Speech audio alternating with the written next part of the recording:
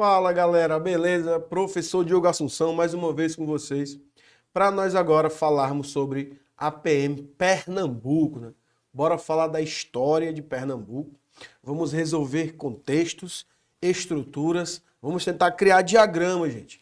Vamos promover aí relações diretas e indiretas com os principais pontos estratégicos da historiografia da região, tá bom? As principais faces, as principais relações iniciais, principianas, é o entendimento máximo do que nós chamamos de Pernambuco ser a capitania hereditária mais desenvolvida do país. Então, se você parar para analisar, as relações de importância, elas são máximas. Você vai entender o quê? Que dentro das relações de capitanias hereditárias, os portugueses eles analisavam a visão de empresariado. Então, tu tinhas um contexto máximo, que é o que nós chamamos de intenção do europeu, quando chegou aqui no Brasil. Os caras queriam lucrar, eles queriam fugir da concorrência comercial europeia, promover o tal do mercantilismo, né, que é com a balança comercial favorável, e a ideia de metalismo, a busca pelo ouro, prata, pedras preciosas, foi muito forte no início da colonização. E nós também vimos que em Portugal os atrativos econômicos eram limitados, os caras não tinham recursos para colonizar o Brasil, explorar de uma forma tão assintosa. Fazendo assim ter a necessidade do que nós chamamos de capitanias hereditárias, né? E aí é onde nasce Pernambuco. Por quê? Porque a capitania hereditária de Pernambuco, ela vai ser uma, assim como São Vicente, as únicas duas que prosperaram principianamente. E isso fala muito, tá, gente? Isso diz muito no contexto. Por quê? Como a capitania prosperou, teoricamente, o que vai acontecer? O donatário investiu. Quem eram donatários? A tese é muito simples, olha só. O donatário, ele foi um homem de recursos português que ganhou direitos, né, a ter um pedaço de terra no Brasil, mas Portugal estava com isso tentando caracterizar o território brasileiro. Então o donatário, ele teria que promover o quê? O donatário, ele teria que promover a visão de investimento para caracterização a Portugal. Como assim? Olha só. Teria que vir para cá escravos, negros, africanos, para ser justamente a nossa mão de obra. Por quê? Porque era a mão de obra de Portugal, cara. Tinha que vir para cá o quê? Cana-de-açúcar, engenhos, canaviais, portos. Para quê? Para nós termos a relação portuguesa de matéria-prima. Junto com isso vai ter o quê? O jesuitismo, né? A ideia dos padres jesuítas na percepção máxima de catequização da sociedade. O que é isso? Eu vou ensinar para o povo colonial o idioma português e a religião católica. Eu vou civilizar essa galera para ter as mesmas características, os mesmos traços socio-religiosos, né? E aí tu vai entender o quê? Que a cana, os escravos e o jesuitismo é uma padronização que só foi dada de início, fervorosamente falando, em lugares que tinham atrativos econômicos, né? Então, você vai ver que a capitania que mais prosperou, Pernambuco. E Pernambuco vai estar contida justamente nessa necessidade. A capitania prosperou porque tinha muitos atrativos econômicos dentro do anseio principiano português. Necessidade inicial. Era uma região propícia ao que eles enxergavam para a diversidade econômica que seria trazida pelas capitanias hereditárias. Tá certo? Pernambuco, além de tudo isso, vai ser uma referência nacional. Por quê? O seu território, o seu solo, o seu litoral, o seu sertão. Nós vamos ter em Pernambuco a relação de ser açucareiro, escravocrata e desenvolvimentista no litoral, mas também ser desenvolvimentista, próspero e expansionista no sertão. A pecuária pernambucana é que vai proporcionar, por exemplo, a pecuária do Rio Grande do Norte, a pecuária do Ceará. Os sertões cearenses vão ser formados por gados, comitivas e expansionismos pernambucanos.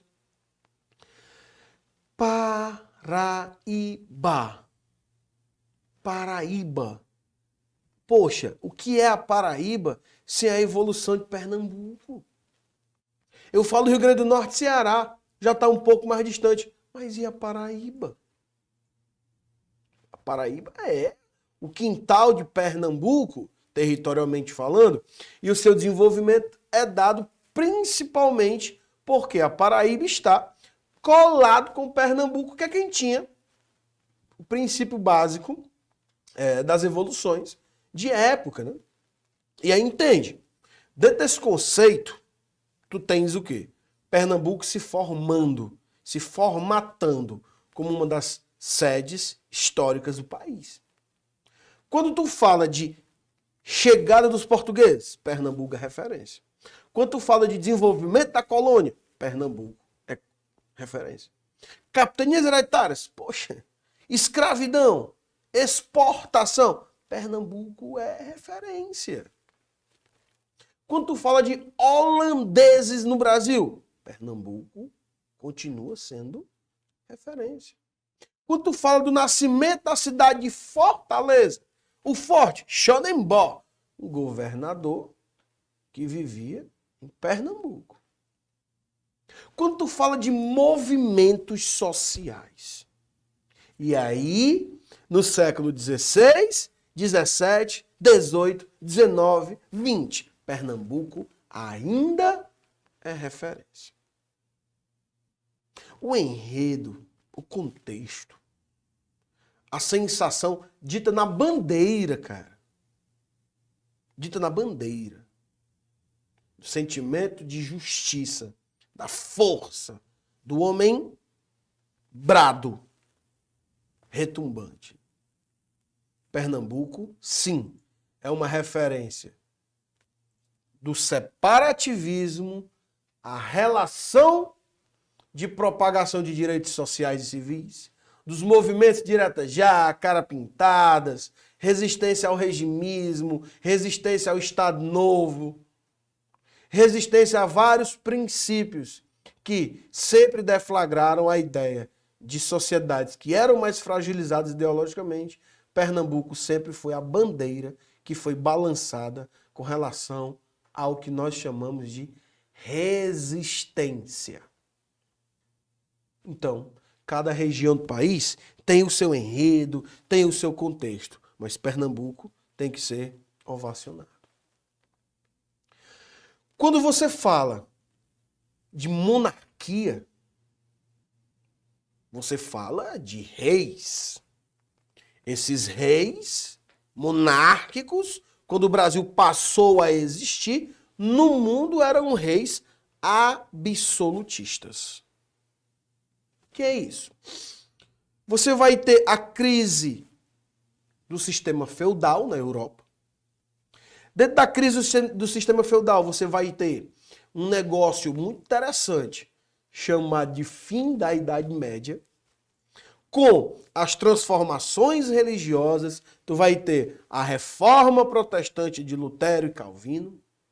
Tu vai ter o que nós chamamos de anglicanismo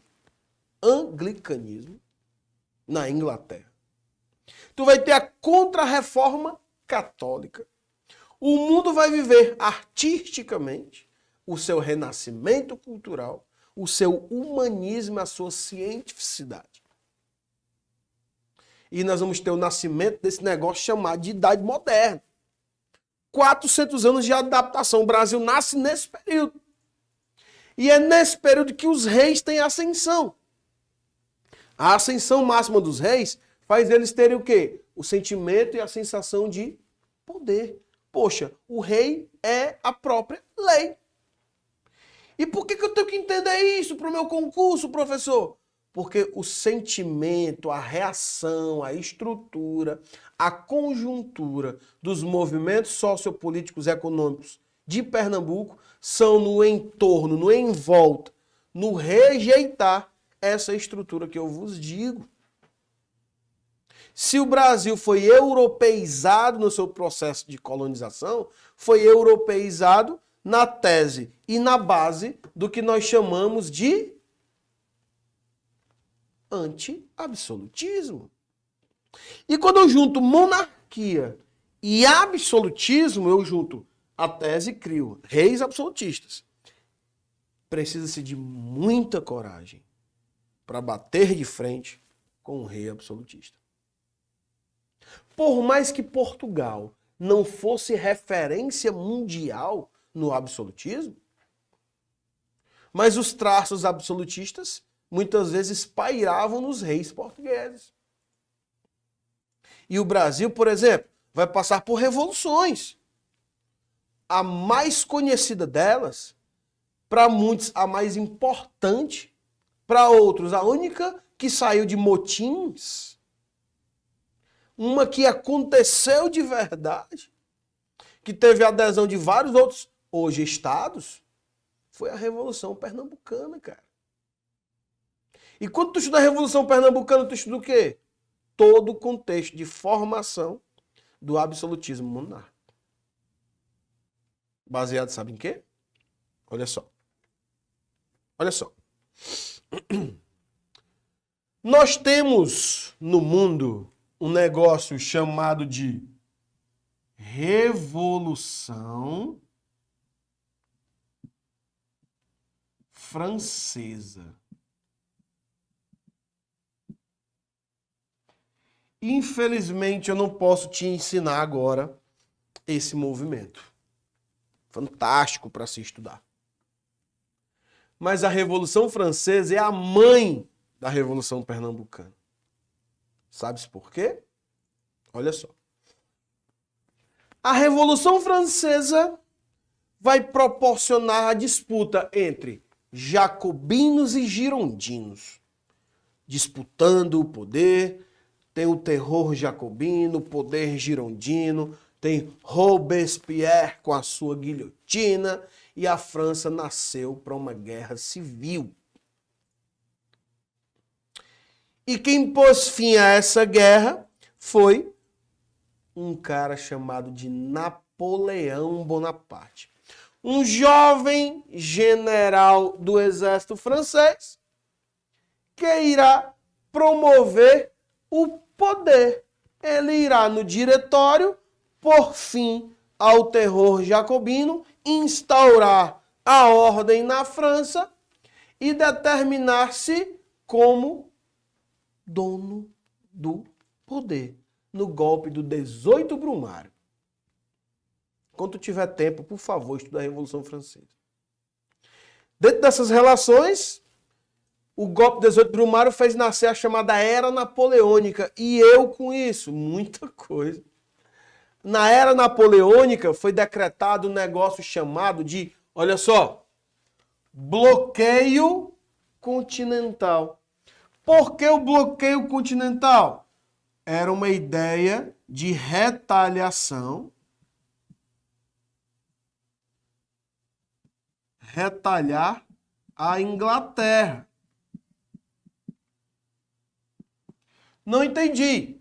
Napoleão queria enfraquecer industrialmente a Inglaterra, inibindo-a dos comércios atlânticos. Que é isso? Sabe? Muito simples. Depois de uma tentativa não bem sucedida dos franceses à invasão do território inglês, porque a marinha inglesa era mais forte, o maior exército do mundo, chamado de Exército Napoleônico, vai decretar o bloqueio continental. O que é isso? Disse o seguinte, cara, ó, o país europeu que comercializar com a Inglaterra, eu invado e quebro tudo. E aí, compadre, onde vai entrar o Brasil e Pernambuco nessa história? Por quê? Portugal não tinha saída, brother. Tinha que comercializar com a Inglaterra. Era quem transportava o nosso açúcar, era quem trazia os nossos produtos industriais, Era a maior potência do mundo, doutor. Faz o que então? Vamos comercializar com a Inglaterra, mas sem Napoleão Bonaparte saber, porque senão a gente está frito, né, doido? Só que Napoleão vai descobrir esse comércio clandestino. E sabe o que é que ele vai promover? Olha só. O rei Dom João VI, até então príncipe regente, vai furar o bloqueio continental e Napoleão vai declarar guerra a Portugal. Guerra a Portugal. O rei e a sua família real vão fugir. Sabe para onde? Para o Brasil. Em que ano? Finalzinho de 1807. 1808. Sabe o que vai acontecer em 1808? Olha só. A fuga da família real e a abertura dos portos do Brasil. Muitos chamam isso de independência financeira do Brasil. E por que os portos tiveram que ser abertos e por que a família fugiu? Bora lá. Vocês lembram, quando vocês estudaram a história do Brasil, que em 1530, né, começou a colonização de fato, propriamente dita, 34 as capitanias hereditárias, né? E o Brasil passou a sofrer um negócio chamado de pacto colonial, que é o exclusivismo comercial a Portugal. O nome disso é o fechamento dos portos. Só quem poderia vir ao Brasil era Portugal. Agora não, o rei está aqui. Quero que você entenda que o pacto colonial ele é protecionista. Mas o rei de Portugal e do Brasil, né, que é colônia, ele está aqui, cara. Teoricamente, se o rei está aqui, o Brasil não precisa ser protegido com a presença real. E aí ele abre os portos. Segundo, nós vendíamos produtos e exportávamos para Portugal, que está em guerra. Então os compradores que compravam em Portugal agora vão ter que vir para o Brasil. E terceiro, a abertura dos portos a nações amigas. A Inglaterra continuava promovendo a sua relação comercial e industrial nos portos brasileiros. Beleza? Então olha só.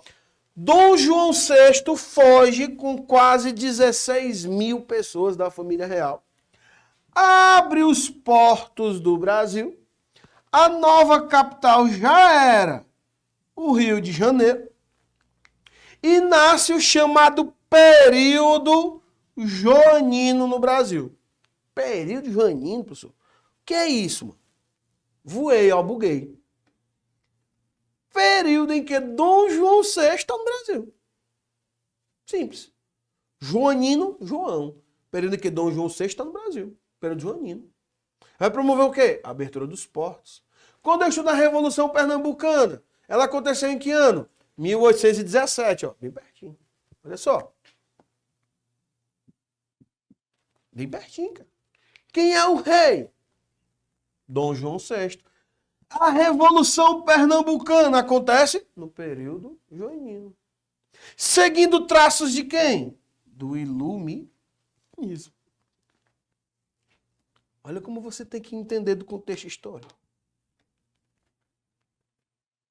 Muito importante isso, cara. E aí me fala um pouco desse contexto histórico, professor, porque meu irmão, eu tô começando a entender. Me diz aí como é a parada, brother. Raciocínio. Eu vou dar um spoiler, tá bom? O iluminismo, ele é um movimento criado na Europa para combater, para enfrentar o absolutismo monárquico, tá certo? Ou seja, a galera não estava mais aguentando o poder exacerbado dos reis, começaram a cobrar constituições. Ou seja, um rei absolutista, ele é a própria lei. Mas se existe uma constituição, ele é um rei constitucional, ele vai estar abaixo da lei. Teoricamente falando, a visão é essa, né, brother? E esses reis vão começar a resistir, tá? E aí, quando esses reis resistiam as suas sociedades entravam em choque. Guerra Civil. Exemplo, França. Exemplo, independência das 13 colônias. Independência dos Estados Unidos. O que mais? Revolução Inglesa Industrial. O que mais? Independência do Brasil. Que ano é a independência do Brasil? Teoricamente falando, 1822. Então, olha como tá tudo próximo, cara. Tá tudo interligado, meu irmão. Tudo isso aqui são relações iluministas no Brasil. Esse movimento iluminista, ele vai chegar no Brasil no início do século XIX, mas ele aconteceu na Europa no século XVIII. É o século das luzes, iluminismo, luz, ideias, crítica. E quando tu estuda a Revolução Pernambucana, tu vai entender que Pernambuco reagiu às transformações trazidas pelo período joanino, cara. E o que leva alguém a reagir contra o próprio rei? Sentimento iluminista. Então você tem sim que entender que a Revolução Pernambucana é um movimento iluminista. Você tem a obrigação de entender que no Brasil os movimentos separatistas são iluministas. Por quê? É tipo assim, ó, cara, o rei não vai mudar a posição dele. Só temos duas coisas a fazer, ou obedecer ou fragmentar. Eu não quero fazer parte desse reino, que esse reino se limita. Então eu vou fundar um próprio lugar. Só que esses lugares, teoricamente, não seriam mais monarquias, né? Porque é vinculado os movimentos iluministas separatistas no Brasil com os movimentos abolicionistas e republicanos, tá? Então, teoricamente, a ideia de todo separatista é promover uma república, né? Uma agressão ainda maior ao absolutismo monárquico. Mas tudo isso é uma visão máxima do iluminismo e das relações iluministas. Tá certo? Beleza? Aí, embora nós. Vem pra cá. Olha só, gente. Quando eu falo Revolução Pernambucana, 1817, eu estou falando do século XIX no Brasil. É isso? E esse século XIX promove transformações que nós já vimos, chamadas de transformações joaninas, e reações, que são reações iluministas. Beleza? Bora nós. Olha só. Uma das características da Revolução Pernambucana é o cunho separatista. Então, se eu digo cunho separatista, eu já direciono a ideia iluminista. Movimento de cunho separatista, em detrimento das transformações trazidas pela transferência da corte portuguesa para o Brasil. Transferência da corte portuguesa para o Brasil. Então isso aqui já está relacionado o quê? A abertura dos portos e a guerra portuguesa. Aí olha só, por que os portos se abriram? Porque a família real fugiu. Por que a família real fugiu? Por causa da Guerra Portuguesa. Por que a Guerra Portuguesa aconteceu? Porque desrespeitou o bloqueio continental. E por que existe o bloqueio continental? Porque existiu a Revolução Francesa e o expansionismo napoleônico. Olha como é uma reação em cadeia, cara. Junto com toda essa reação em cadeia, vem para o Brasil não só a família real, mas também as teorias iluministas. E só os bravos vão resistir. Como, por exemplo, o povo pernambucano. Bora lá. Movimento de cunho separatista. Então, já tem muita coragem aqui, compadre. Os caras já são punks, bravos. Porque para reagir ao rei, meu irmão, não é qualquer um, não. E para promover a ideia de separação, os caras são bravos. Sensação separatista é de força. Só, vamos fragmentar. Pernambuco vai deixar de ser uma capitania hereditária, vai deixar de ser uma província, e vamos transformar Pernambuco num país independente. E aqui nós vamos ter o quê? Uma república. É doido, mas tem que ter coragem para fazer um negócio desse. Olha só. Movimento de cunho separatista em detrimento das transformações trazidas pela transferência da corte portuguesa. Nós podemos então dizer que é uma reação à abertura dos portos. Por quê? Com a chegada da família real e a abertura dos portos, nós vamos ter várias transformações ocorrentes no Brasil. Quem são os principais líderes desse movimento? Domingos José Martins, José de Barros Lima, o leão coroado, né? E o tal do Frei Caneca e o chamado Baixo Clero. Beleza? Tranquilo? Lembre-se que a Revolução dos Padres também é citada quando se fala de Revolução Pernambucana. Professor, o que essa galera reivindicava? Porque eu sei o que é que eles propõem. Se separar, instaurar uma república. Então o movimento ele é republicano. Show! Ele é republicano, mas ele também é iluminista. Então, além de republicano, ele é iluminista. Show! Beleza. Fala-se também que ele é industrial. Por quê? Porque ele vai sofrer influências iluministas europeias num cunho industrial. Nós também temos a ideia de ser separatista e promover a sensação de abolicionismo, mas não relacione ainda o abolicionismo à Revolução Pernambucana. Ainda não. Beleza? Bora nós. O que esses caras propõem? Eu já sei. Mas o que eles reivindicam? Quando a coroa portuguesa se transferiu para o Brasil, cara, o que vai acontecer? Nós vamos ter a nova Lisboa no Brasil. Os caras vão começar a se espalhar por todas as regiões do país e vão querer promover as suas importâncias de prática e vivência europeizadas. Isso vai promover aumento de impostos. É tipo, bora aumentar o imposto da galera. Pra quê? Para nós termos os nossos privilégios, né? Ou seja, são gastos exagerados. Esses gastos são tratados como privilégios que a coroa portuguesa vai ter e que não vai ser aceito por pessoas, por exemplo, em Pernambuco. Esses caras, eles vão enxergar tudo isso como desperdício.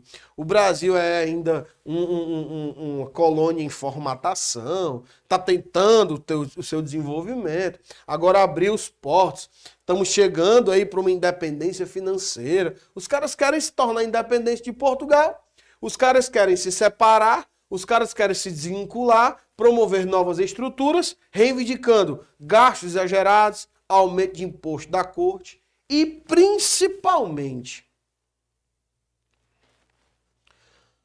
ocupação de cargos públicos que eram para ser ocupados por brasileiros, vão ser ocupados por portugueses, numa sensação de nepotismo.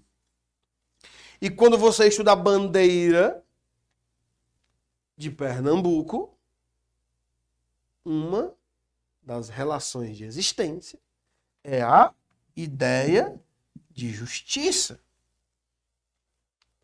Nasce o princípio de injustiça.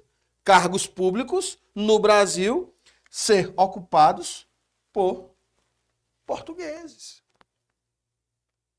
Sem falar nas transformações que as fábricas traziam com a chegada delas, promovendo características distintas que levavam muitos lucros a Portugal no aumento desses impostos. Então, essas reivindicações, elas eram reivindicações quase sempre trabalhistas, sociais e econômicas, que vão gerar um cunho político dentro de uma visão ideológica. E esses líderes, meu filho, teoricamente vão ser condenados à morte. É o que se faz quando você, em tese, vai de contra a imposição do rei. E esse rei sendo absolutista, aí é que rola mesmo a ideia de deflagração e condenação de morte. Bora nós. Vem aqui.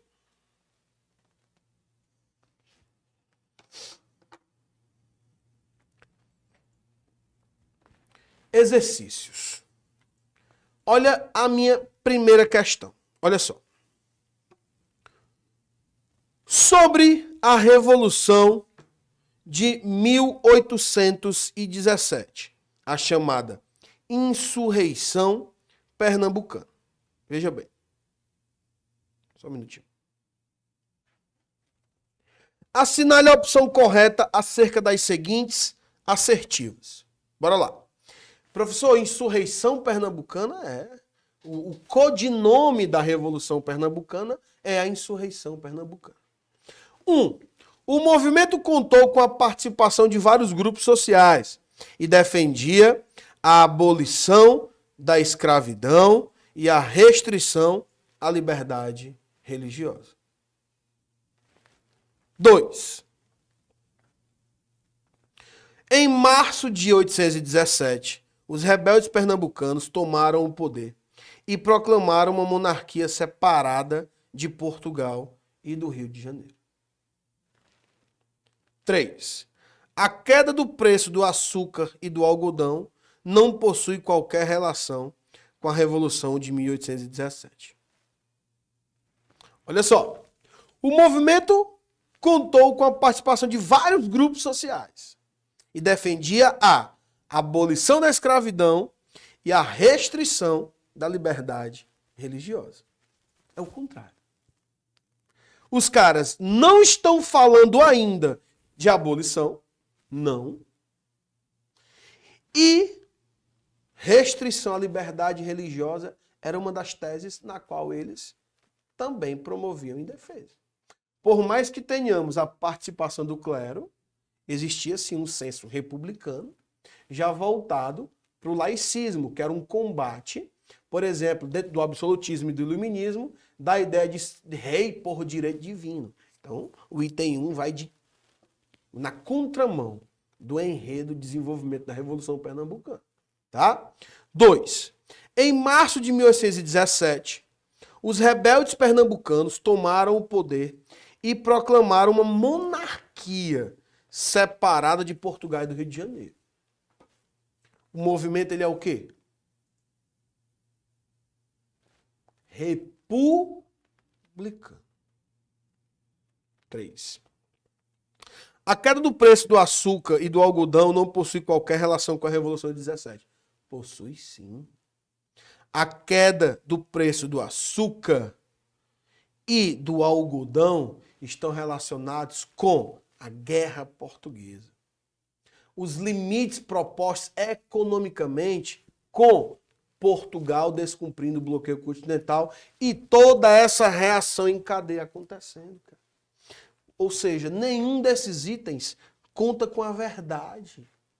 Promove-se como referência assertiva. Tá certo? Então, ó, corre lá e marca o item A. Beleza? Bora passar. Segunda questão, galerinha, fala assim, ó. Acerca da Revolução Pernambucana de 1817. A cidade alternativa correta. Bora. Item A. A Revolução Pernambucana foi um movimento separatista. Sim. O primeiro que ocorreu no período colonial. De caráter republicano que aconteceu na capitania de Pernambuco. Oi. Esse movimento foi liderado pelas elites locais sem contar com grande adesão popular, assim que foi deflagrado. Aí, meu filho, quebrou mesmo no meio. Sem participação popular, sem adesão popular, não. Temos sim a adesão da sociedade. Então são vários grupos sociais, inclusive o povo. Tá? Bem, a Revolução Pernambucana de 1817, assim como a Inconfidência Mineira, a Conjuração Baiana, foi um movimento de caráter separatista, sim, e republicano, sim, que ocorreu no Brasil colonial. A Inconfidência Mineira aconteceu no Brasil colonial. A grande diferença desse movimento para os outros dois citados foi que a Revolução Pernambucana conseguiu superar a fase conspiratória, apesar de não ter chegado a tomar o poder local. E você vai ver que a Revolução Pernambucana vai promover a instauração de uma república, né? Então isso vai pesar bastante quando você tem a dissidência da Inconfidência Mineira e Conjuração Baiana não serem no período colonial e a ideia de Pernambuco não ter conseguido superar a fase conspiratória. C. A Revolução Pernambucana teve início de fato em março de 1817, quando o brigadeiro português Manuel Joaquim Barbosa de Castro foi assassinado ao realizar ordem do governador local e prender supostos envolvidos em uma conspiração.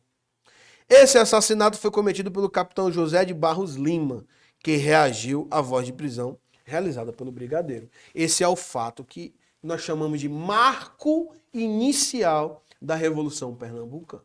Tá bom? Então o item correto é o item C. Mas bora ver o D, bora lá. O movimento contou com as elites locais, compostas por grandes comerciantes e alguns grandes proprietários. E teve adesão também de militares, juízes, pequenos comerciantes, artesãos e agricultores.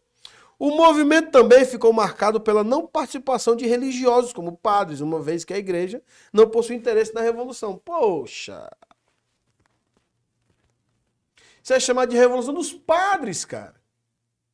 Ah, sim, o baixo clero fazendo parte dessa relação. Beleza? Então, olha só. O que se deflagra como item correto é o item C. Bora passar adiante, galerinha. Bora nós. Terceira questão. Olha só. O movimento nativista que ocorreu na capitania de Pernambuco, agora é específico, tá? Durante o período colonial, entre 1710 e 1712, vamos lá, tal movimento aconteceu por conta de rivalidades locais e não visava o rompimento com a metrópole. Isto é, não era emancipacionista. É interno. O conflito se deu entre os senhores de engenho de Olinda e os comerciantes portugueses de Recife. Ou seja, senhores de engenho de Olinda e comerciantes portugueses de Recife. É a disputa entre Olinda e Recife. É por conta desse movimento que Recife se torna a capital. E tu vai ter a elevação de vila a essa região. Em uma disputa pelo poder local. Então a disputa é de poder.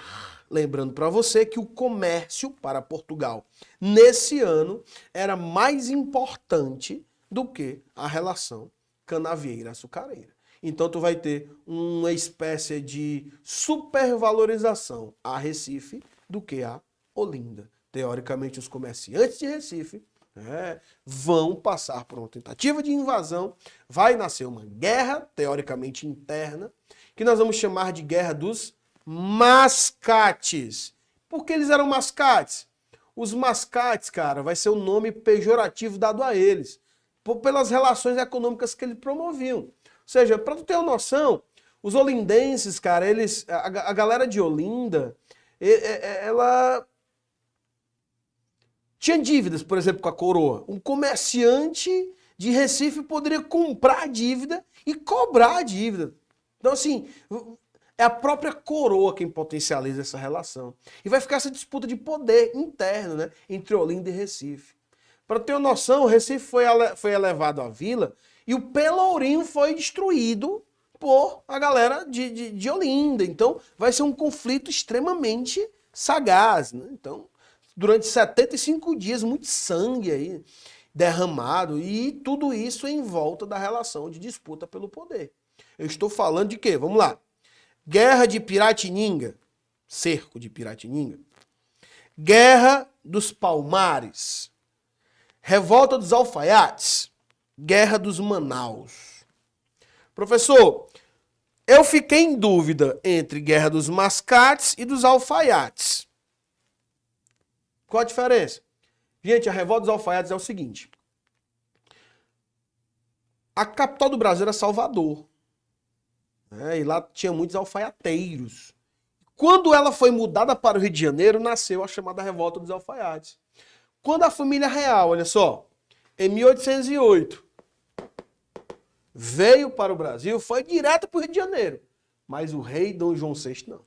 Ele foi para Salvador para esfriar a Revolta dos Alfaiates. O que aconteceu entre Recife e Olinda é a Guerra dos Mascates. Mascates era um termo pejorativo dado aos comerciantes de Recife.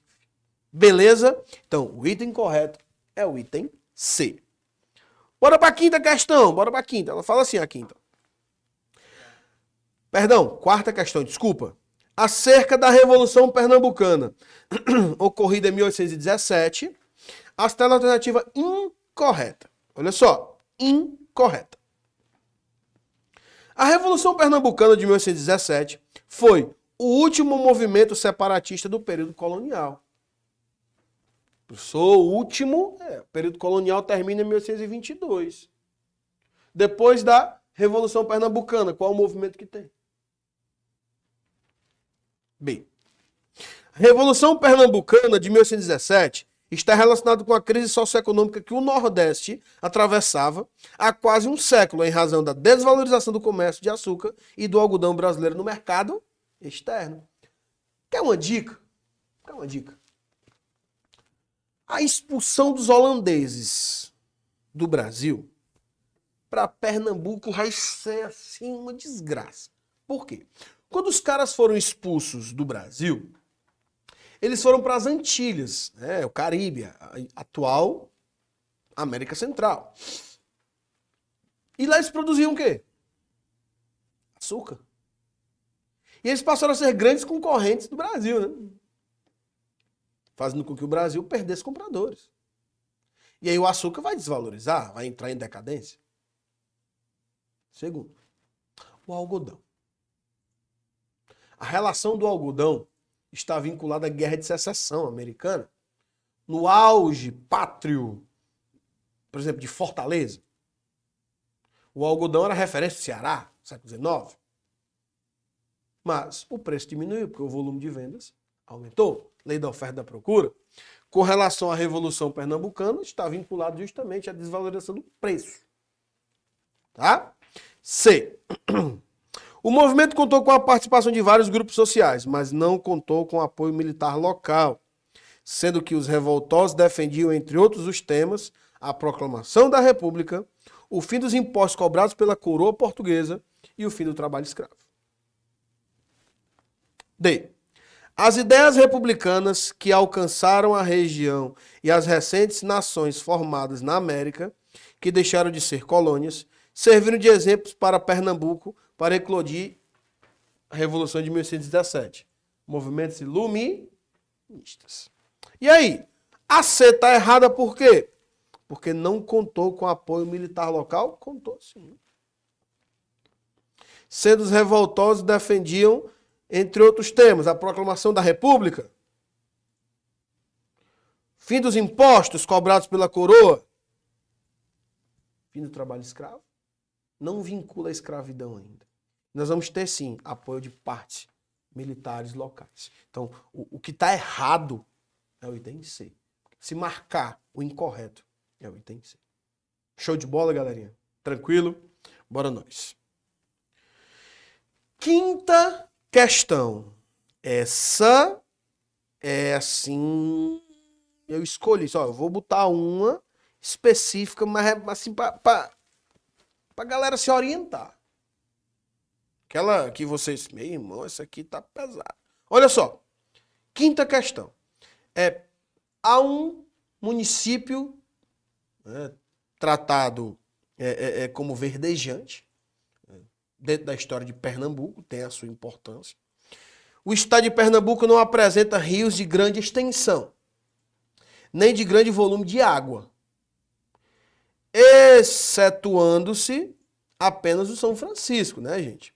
Limite natural entre o estado de Pernambuco e da Bahia, na região sertaneja. Quanto ao clima e recursos hídricos do município de Verdejante, é incorreto afirmar que... Bora lá. A. O município se encontra nos domínios das bacias hidrográficas dos rios Pajeú e Terra Nova. Dentre seus principais afluentes estão os riachos. Riachinho dos Icós, dos Milagres, Tiririca, do Meio, Pitombeira, do Baião, do Barreiro, do Boqueirão, Algodões e da Balança. B. Predominante no sertão nordestino, o clima semiárido é também o clima característico da região de Verdejante. Perfeito. Apresentando baixas temperaturas, chuvas escassas e mal distribuídas, com longos períodos de estiagem. C. Nas regiões de relevo suave e ondulado, Verdejante tem predominância de vegetação xerófila, solo pouco profundo, bem drenado e de fertilidade natural alta.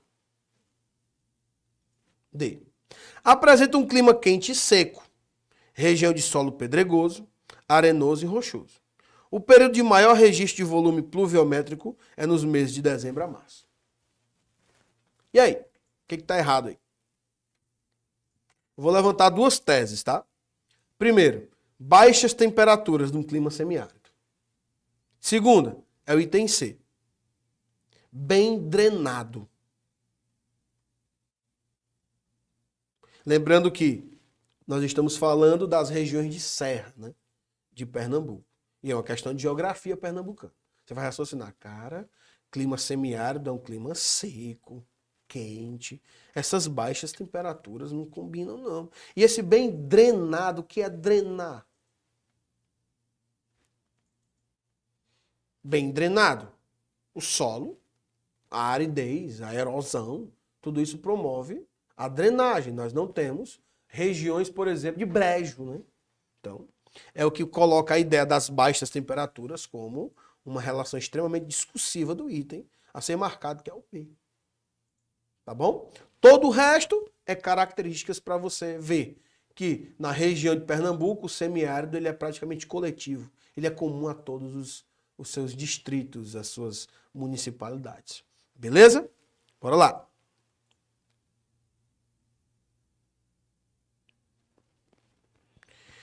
Sexta questão. Diz assim, gente, olha. Salve, ó terra dos altos coqueiros, de beleza soberbo, estendal.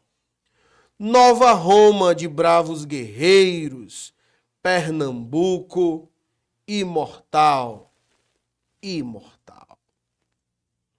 O estado de Pernambuco teve sua história marcada por várias revoltas e revoluções, né? Sobre as revoltas e revoluções pernambucanas, assinale a alternativa correta. Bora lá. Alguns movimentos ocorridos no século XIX foram influenciados por ideias iluministas, liberais e comunistas, tendo como referência a independência dos Estados Unidos e a Revolução Francesa. Oi. Bora ver o resto. B. A Guerra dos Mascates, ocorrida no século XIX. 1710 e 1712. 19.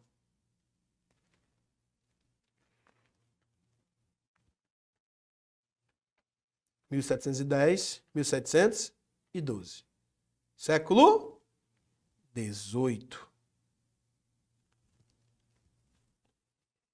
Foi pautada pela rivalidade entre a nobreza de Olinda e os mascates de Recife. Rivalidade que não termina após o conflito, em razão da crise do açúcar e das dívidas dos senhores de engenho. Perfeito, meu filho. Só que foi no século XVIII. Ô, covardia. C. Os revolucionários pernambucanos de 1817 aboliram a escravidão e relativizaram a propriedade privada. Não, bebê, não. Eles nem aboliram a escravidão e nem relativizaram a propriedade privada, tá? D. No curso do processo da Revolução Pernambucana, o governo provisório conseguiu o apoio dos republicanos nos Estados Unidos, na Inglaterra e na Argentina. Foi um movimento local de cunho nacional. Teve efeitos no país, sim, mas apoio americano, inglês e argentino, fanista demais. A Guerra dos Mascates trouxe como algumas bandeiras o republicanismo, o federalismo e o antilusitanismo. Guerra dos Mascates é uma guerra por poder entre Olinda e Pernambuco. Se ele tivesse dado a Revolução Pernambucana, aí nós iríamos discutir até a alma. Mas a Guerra dos Mascates é concentrada. Beleza? Então, professor, marca o quê? Marcha o item A, mano. Olha, Alguns movimentos ocorridos no século XIX foram influenciados por ideias iluministas, cara. E, meu irmão, quais são essas ideias? Poxa, separativismo é uma delas. Liberalismo? Sim, me dá uma ideia de liberalismo. República. Entende, cara? Olha, se existe um rei absolutista, ele protege. Se existe uma república, ela libera. Entende? Então, o liberalismo e a república são sinônimos. O liberalismo e o absolutismo são antônimos, não dá para comparar. Beleza? Além disso, ideias liberais, iluministas e até comunistas. Por quê? Muitos defendiam a retaliação de poder, cara. Também tendo, né, como referência a independência dos Estados Unidos, que é um movimento iluminista, e a toda poderosa, gente, Revolução Francesa, né? Então estuda a Revolução Francesa para tu entender a história de Pernambuco. Porque tu vai entender todo o sentimento que esses caras tinham quando trabalhavam a ideia de igualdade, liberdade e fraternidade. Beleza? Então o item a ser marcado é o item A. Para nós. Fala, galera, Objetivo Play. Bora continuar? Olha, eu queria ler para vocês um documento real, tá? Um ofício. Eu salvei aqui no meu tópico. E eu posso disponibilizar para vocês uma outra hora, mas fala justamente da formação da bandeira de Pernambuco, tá? Então, eu quero que você entenda um enredo romantista em cima dessas imagens. Não se concentra só em informações básicas. Vamos romantizar, tá bom? Fala assim, olha só. A flâmula de Pernambuco surgiu antes da independência brasileira. Tá? Então, por exemplo, a bandeira do Brasil da independência é uma relação de proximidade com os ideais pernambucanos, mas não são os mesmos. Olha só. Foi concebida para ser a bandeira do Brasil sob um regime republicano de cunho liberal. Republicano de cunho liberal, ó. Republicano de cunho liberal. Tá bom? Vem comigo. Sob um regime, né, no pavilhão da efêmera republicana pernambucana de 1817. Então, todas as características da Revolução de 1817 promovem as relações da bandeira. Aí vem comigo. A cor azul da bandeira, acompanha, simbolizava o céu. Azul, o céu. A cor branca representava a nação, que se fundava em um desejo de paz. Então, a rebelião, chamamos ela de revolução ou insurreição, é como se fosse o calcanhar de Aquiles, né? É lutar para ter paz. O arco-íris, inicialmente vermelho, amarelo e branco, e em 1917 passava a ser vermelho, amarelo e verde, assinalava o início de uma nova era de paz, amizade e união, que a Confederação oferecia aos portugueses europeus e aos povos de todas as nações que viessem pacificamente aos portos ou, porventura, residissem aqui. Já as 3 estrelas representavam Pernambuco, Paraíba e o Rio Grande do Norte. E outras estrelas seriam inseridas em volta do arco-íris, ao passo que outras capitanias brasileiras aderissem oficialmente à Confederação, o que demonstrava o caráter federalista do movimento. A cruz. A cruz era uma referência à dominação do Brasil em seus primórdios, terra de Santa Cruz, ilha de Vera Cruz. E o sol iluminava o futuro. Significa que os habitantes de Pernambuco são filhos do sol e vivem sob ele. Sob a mesma, olha só, vem cá, justiça que torna todos iguais. Beleza? O criador da bandeira foi o padre revolucionário João Ribeiro Pessoa de Melo Montenegro. Ela foi executada em tela pelo pintor Antônio Álvares. Beleza? Bora nós. Sétima questão. A bandeira de Pernambuco foi idealizada pelos revolucionários em 1817 e oficializada, anos depois, pelo governador Manuel Antônio Pereira Borba. A respeito da simbologia da bandeira pernambucana, a alternativa correta. A. A cor azul do retângulo superior simboliza o mar de Pernambuco? É o céu, né? B. A cor branca representa paz. E o arco-íris representa a zona da mata, o agreste, o sertão. Lembre-se que o arco-íris representa o quê? A união. Não é assim? Paz. C. A estrela caracteriza o estado no conjunto da federação. E o sol a força e a energia de Pernambuco na visão do justo. D. A cruz representa a forte influência católica na colonização de Pernambuco. Ou seja, na relação, o item correto a se marcar é o item C. É muito importante, galera, você entender a história da bandeira de Pernambuco. Tá? É um dos principais marcos históricos do Brasil. Porque quando se teve a independência, praticamente todos os municípios começaram a se reinventar. Porque nós deixávamos de ser uma colônia e passávamos a ser um império, né? E Pernambuco já tinha sua bandeira formada, ou seja, como se tivesse assim um palmo à frente do restante do país, sabe? Então por isso que é muito importante você entender. E a bandeira, ela representa o sentimento, cara, da culturalização daquele povo, daquela região. Então é muito massa, é muito punk tu estudar a bandeira de Pernambuco, porque tu se inspira, cara. É inspirador. Sabe?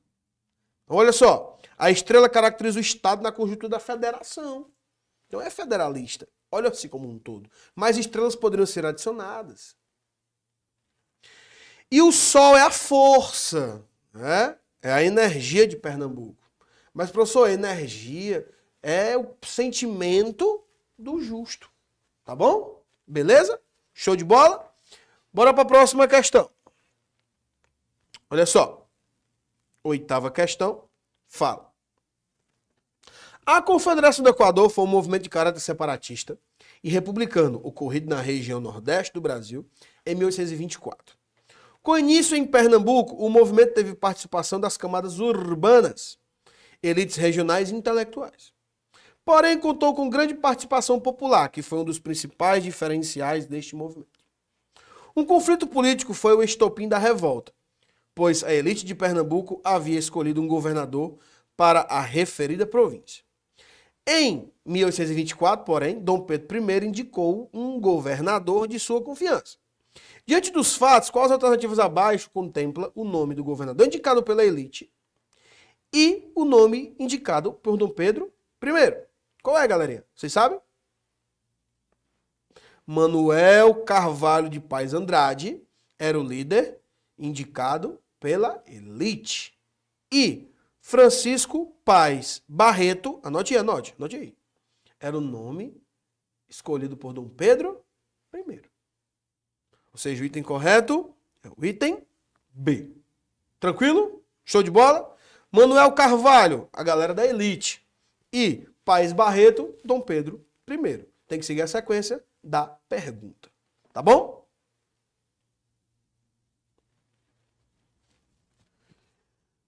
E agora, essa é extremamente específica, né? Extremamente específica, muito específica mesmo.